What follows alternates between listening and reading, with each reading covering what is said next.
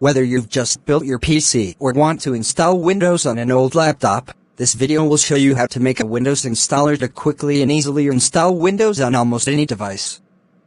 I will show you how to create the media, how to install Windows, and best practices as well as things to do after installing Windows.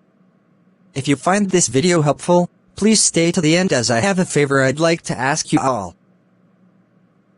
Okay, to start, you will need an 8GB USB drive or larger, a computer with Windows 10 or 11 installed, and an internet connection. Begin by plugging in your USB drive and formatting the drive by going to File Explorer and right-clicking on the drive and select Format. Next, download the Windows Media Creation tool from the link in the description. Run it and when prompted, choose the second option to create install media to a USB stick. Follow the instructions, then select your USB stick to install on the drive. It will take time depending on your internet speed. Mine took about over 40 minutes to fully complete the process. Once it's done, unplug your USB drive and plug it into the computer you want to install Windows on. Unplug all your drives except the one you want to install Windows on. Next, you'll need to get into the boot menu. Shut down your computer and start it back up. Then find the key you need to access the boot menu. On desktops, it's usually F11. On laptops, it varies from brand to brand. Select your USB drive from the list. If it doesn't work, check to see if you have CSM on, and secure boot off in the BIOS. Again, that is CSM on, and secure boot off. Follow the instructions, then select the version of Windows you want to install. I will be installing Windows 10 Home. Make sure the drive has data that you don't need as we will be erasing everything on the drive. Continue with the installation until you reach a screen that looks like this, and choose the custom install. Click on the first option and click delete. We'll want to do this for every option until there is one option left which should be listed as unallocated space, and then install Windows on it.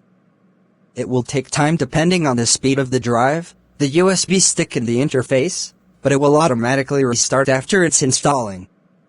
Unplug your USB drive and internet cable after it shuts down. I don't know if this is still a bug, but there used to be a bug, that when installing Windows, if you had your internet connection plugged in, Microsoft would force you to use a Microsoft account to make your Windows account. Continue with the installation until you reach a screen that looks like this. And uncheck all the options. They are all blur that aren't needed. I also don't like to use Cortana, so I disable it. Once you're in Windows, you'll want to modify and install a few things. The first thing I like to do is change the color theme from light to dark. I really prefer dark mode rather than light mode. The second thing I like to do is set up a custom background. If you do not have a Windows 10 or Windows 11 key, you can actually set up a custom background by going to File Explorer and right-clicking on the image and using the image as your background. It should show up in the list of options. From there, you'll want to install a few things. An Ethernet driver, a GPU driver, and a chipset driver. You can find the first two by going to the manufacturer's page for your motherboard. For example, I would want to look up Lenovo 20C0S14G00, SDK0E50512STD because that is the name of my motherboard. I would then find the Ethernet driver and chipset driver under Drivers and Support or something like that on the website, download them, install them and restart my computer. From there, you can install GPU drivers by searching up the name of your GPU and driver. For example, I would want to look up Microsoft Basic Display Adapter drivers, not GTX 970 drivers. There is only one driver per card. Once you have done those things, install any apps or programs you'd want.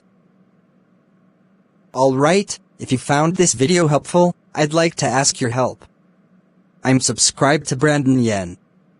Apparently he is almost there to getting 20,000 subscribers. However, he's just not there yet. So I'd like you to subscribe to Brandon Yen. It's not necessary, but I would appreciate it if you did, or just check his channel out. Alright, that is all for the video. Thanks for watching, and don't forget to subscribe and drop a like on the video. I hope this video was helpful to you. Stay safe, and I'll see you next time.